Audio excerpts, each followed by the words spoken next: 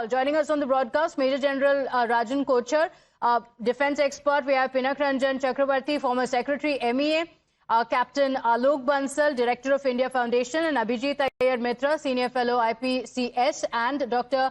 Droyer Eder, former Israeli Ambassador to Italy, and San Marino as well on the broadcast with us. Thank you all for joining us. Over the course of the next 1 hour, we are going to break down every detail for you. I want to begin with Mr. Pinak Ranjan Chakrabarti on how you see this proceeding from here. Do you believe that this is going to be a long-drawn escalation that could go on for weeks? The first thing I want to say is that when you talk of regime change, has there been a regime change? My question is, there has been a leadership change. Regime change, what we have seen earlier, is like what happened in for example, Sri Lanka, Bangladesh, Nepal. Yes. But this is not yet a full regime change because the old regime, that is the clerical establishment, is still controlling power. And there is a new cleric who has been appointed as the interim council head to run the government. So I think we are not yet, we are still far away from regime change, which would really mean that the people rise up in revolt and, you know, this regime and its supporters are pushed into corner or they flee the country. That's the kind of thing that, well, it could very well happen. I'm not saying it may not happen because there is a lot of resistance to this clerical establishment which is in power. Now, what really happens now is that the question really is that how long can Iran fight? Because Iran is really up against overwhelming odds in the sense of military capacity and military forces. So I think Iran, if it's going to adopt bravado as a policy, then it's going to suffer a lot. Because then it will keep on fighting and it will keep on, and destruction will happen in Iran. People will get killed. But Iran is also, probably exercising what we sometimes call the Samson option. That is, I will bring down the Gulf countries if I am going down in any case. So I will bring down the Gulf countries as well, hoping that the Gulf countries and others will put pressure on the US to stop the conflict. But Israel, as we know, is very keen to ensure that Iran's, basically capabilities, the nuclear and the missile capabilities, are actually brought down to almost zero, or zero preferably, because it's an existential threat for Israel. Because Iran has been saying death to America, death to Israel, not just death to Israel. They said, we want to wipe out Israel from the face of the earth and kill all the Jews, etc. So that kind of hatred philosophy Iran has also followed, which obviously has naturally created a lot of resistance in the US. And the US has a long history with Iran. Remember the coup, Mossadegh coup, then of course the Shah came in, and then again, if you remember, the American embassy was taken over, and a lot of American diplomats and others were kept in prison. Then they had a failed attempt to rescue them. There's a long history there. So I think the history of enmity and hostility is, of course, one of the factors that why this has happened. Okay, Major General Rajan Kochar, is that how you view it as well? Because in Iran, yes, there had been a lot of protests, violent protests, yes. But what do you make of the response that has come in from Iran? Because Iran has made it clear, even now it has put up quite a brave front and has said that we are going to open the doors of hell for our enemy. Is it false bravado, or did Iran prepare all along for a succession plan, for a response in the event of the top leadership, including the supreme leader, being eliminated? Thank you very much. The first aspect is that Khamenei had already prepared a succession plan. Even in the last 12 days war, he had announced his successor as Ali Norijani at that point of time. and it is it was planned as far as the top leadership of Iran is concerned, that in case Khamenei loses his life, there will be a transition to the next rung of leadership, and therefore a transition council of three members has been already appointed, and based on the Guardian Council and Assembly of Experts, there are 88 members.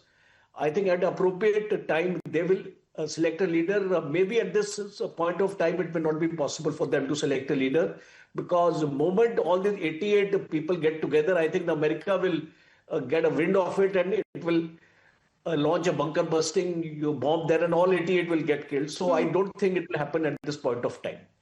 A second important aspect which you said, a regime change is not possible with missiles and drones.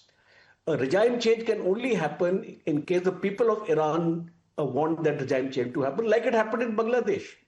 But the people wanted a regime change, and certain fault lines have to be created within the nation to orchestrate a regime change. As of now, your overwhelming opinion is this, that though a portion of the people hated Khamenei, but they hate Americans more. So this spirit of nationalism is actually coming to play. You have to understand that Iran is a civilizational society, and nationalism, you cannot compare Iran with Syria or things like that. So I don't think a regime change is going to happen. Even if this war continues for 1 month, 2 months, 3 months, you keep on you eliminating. My last point here is the Gulf countries, because this is very important. Now what has happened is Iran has created enemies in its own neighborhood by attacking the Gulf countries. Yes. Though the message is going across to the US is fine, but that message at the cost of a long-term friendship, I think, is not worth it. And in times to come, we will see all these countries distancing themselves from Iran and building up their own air defense resources in order to protect them, because they have realized that America has not been able to protect them at all.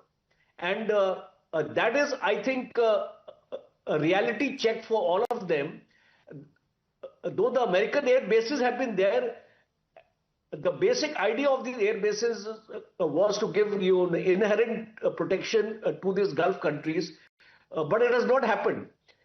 So I feel that in times to come, there is going to be a transformation in the West Asia geopolitics now. You will find these countries trying to bolster its own defense, its air defense resources, and this war is not going to last a long time, because this is my analysis. Trump is not here to prolong the conflict. He will, at the most 7-10 days, there'll be a massive onslaught on Iran. The war waging capability of Iran will be demolished, and I think the aim is achieved. And thereafter, in a gradual manner, that civil unrest will be perpetuated by US as well as Israel, but it'll take time.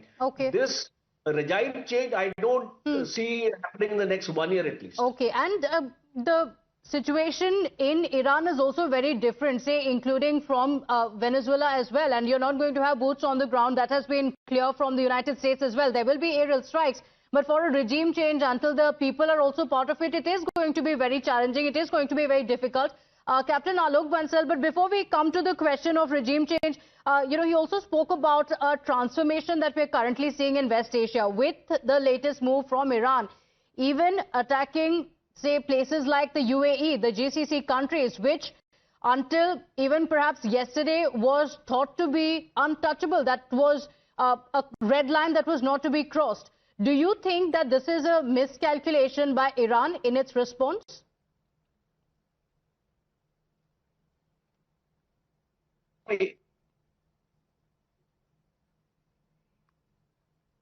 Captain Bansal, you're mute. Can I request you to unmute yourself? Sorry, I had unmuted. Yes, yes. We I can said hear you now. not at all. In fact, if anybody thought that these countries will not be targeted, they were living in fool's paradise.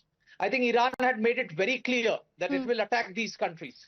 And in fact, all these countries were perceived as hostile to Iran. UAE has a territorial dispute with it. Bahrain was hosting the 5th Fleet headquarters. Qatar had the CENTCOM headquarters. And if you see the attacks which have been there, they have been very, very vicious against Bahrain and Qatar. The 5th Fleet headquarters has been attacked. The CENTCOM buildings have been attacked.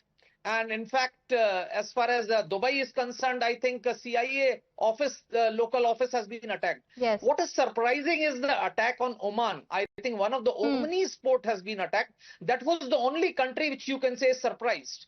Because please understand, while Iranian regime is extremely unpopular, Iranians are fiercely nationalistic people.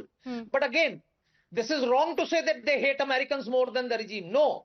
Iranians are probably the only country in this part of the world where the people are pro-American. I have been to Iran, I think, n number of times. Many of your panelists have probably never been to Iran. I was actually just there 3 months back. So let me tell you, the population, unlike in the Arab world, is pro-American. Unlike in the Gulf states, where the regimes are pro-American, but the people are anti-American. So the attacks are being made on these Gulf states because to dislodge them, to create a problem, and all these Gulf states have bases of United States of America which have been targeted. If you look at it, the US bases have been targeted, the hotels, etc. have been targeted basically to show a message. And more significantly, Iran has closed down Strait of Hormuz. Since yesterday, no tanker has crossed Strait of Hormuz, either inward or outward. Yes. So that's an impact which Iran wanted to create, and they have successfully created. I don't think so. The successor of Khamenei can be appointed so easily. Okay. He did not have the right constitutionally to appoint a successor. The successor can only be appointed by council of experts. Please understand, the president of Iran, Pezeshkian, is actually a moderate. He actually wanted to moderate, but he did not have the power. Okay. So probably if you give him time, without changing the regime, you might see that the orientation of the regime might shift. Okay. The regime might moderate itself. They may want to get so you're rid saying of that clerical... things may not be as smooth as the Iran wants us to believe. Do stay with us just a moment. We have breaking updates now coming in of the former Iranian president being eliminated last night in the strikes, and this confirmation has now come in from Iran. Breaking updates now coming in. We have details coming in of Iran confirming the same, the former Iranian president being reportedly killed by the Israeli airstrikes. So images have now come in, and of course we have a confirmation as well that has come in from Iran as well on the elimination, and it is becoming extremely clear that things are only escalating from here on. I want to bring in Abhijit, Iyer, Mitra as well on the kind of escalation that we are seeing here. Do you agree with what Captain Bansal has said as well, that the succession plan may not be as easy as it is being made out to be? And how do you see this draw out? Do you actually see a regime change happening in Iran? What are your key takeaways on what has happened over the last 24 hours? 100% agree with Captain Bansal. See, there are many things out here we need to understand. First, like he said, the Assembly of Experts, which is 88 clerics, have to get together and decide. They know that if they get together, they are literally a target for the Israelis. So they are not going to get together unless, they all get into a fit of mass psychosis or whatever, or what have you. They are not going to get together, and therefore it is not going to, the new supreme leader will not get elected till there is a pause in bombing. And even then they will think very carefully, because even with a pause in bombing, if you announce that the Assembly of Experts is going to get together, the Israelis might just break the pause and bomb it as well, right? Second, It also means that the current triumvirate, which is the equivalent of their Chief Justice, the President, and the temporary head of the Assembly of Experts, the permanent head of the Assembly of Experts, but temporarily wielding some of the powers of the Supreme Leader, are acting as a triumvirate. They are forming a perfect check and balance on each other that did not exist before, because Khamenei's word was effectively law. Third, we need to remember there has never been regime change without boots on the ground. Yes. Fourth, I have family in Iran. I have family in Kashan and in Shemiran and Tajrish. 100% right. I won't say they're pro-American, but they hate Ayatollah Khamenei, but every one of them is furious with what is happening. They will keep wishing Khamenei with death, but they're also wishing death on the Americans and the Israelis right now for what they're doing to Iran. We need to understand their nationalism trumps their hatred of Khamenei. Okay, all right. I just want to get in an Israeli perspective as well. Dr. Droyer, thank you for your patience. I want to ask you, does Israel or the United States really believe that Iran now, without the supreme leader, is going to be back at the negotiating table? I'm not in official position now, so I don't know the exact attitude of Israel and America. But from what I see, what I read, what I'm speaking with high officials, the cutting of the head of the snake is not enough. You have to understand that Iran, as it was until today, risks not only Israel. It risks also India. You have millions of Indians working in the Gulf states. They endanger them. They attack them. You have lots of. You need the Strait of Hormuz. For your petrol. They block it. They join Pakistan and China. You have lots of